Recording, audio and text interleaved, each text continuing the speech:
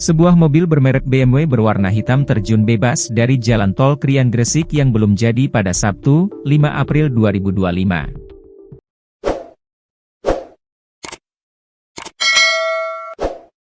Hal tersebut membuat kendaraan terjatuh ke jalan raya di bawahnya. Berdasarkan rekaman video CCTV Dinas Perhubungan, Dishub, Gresik, Jalan Dr. Wahidin Sudirohusodo, Kecamatan Kebomas terlihat ramai dan lancar, pada Sabtu, 5 April 2025, sekitar pukul 21.53 waktu Indonesia Barat. Kemudian, sebuah mobil hitam secara tiba-tiba terbang dari sisi kiri hingga terjatuh menabrak pembatas jalan. Di sisi lain, terdapat sejumlah kendaraan roda 4 yang sudah melintas.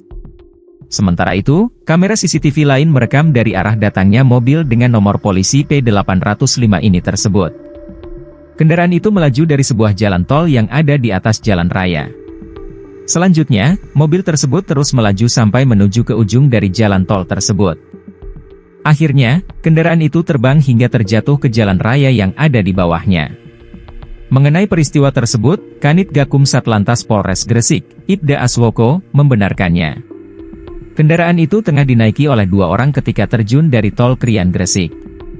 Mobil itu disopiri oleh Moch Rudie Heru Komandono, 61 tahun, warga Perum Green Taman Sari, Sememi, Kecamatan Benowo, dan ditumpangi oleh Endang Sri Wahyuni, 47 tahun, warga Babatan, Kecamatan Wiyung, Surabaya. Moch Rudie Heru Komandono dan Endang Sri Wahyuni mengalami luka dan sudah dibawa ke RSUD Ibnu Sina Gresik, kata Aswoko ketika dikonfirmasi, Selasa, 8 April 2025. Aswoko mengungkapkan, sopir BMW tersebut mengaku tengah mengikuti petunjuk dari Google Maps. Kemudian, dia diarahkan menuju tol Krian Gresik yang belum tersambung. Pengemudi kendaraan mobil sedan mengikuti Google Maps sehingga masuk ruas tol KLBM, Krian Legun di Bundermanyar, yang belum terhubung, ujarnya.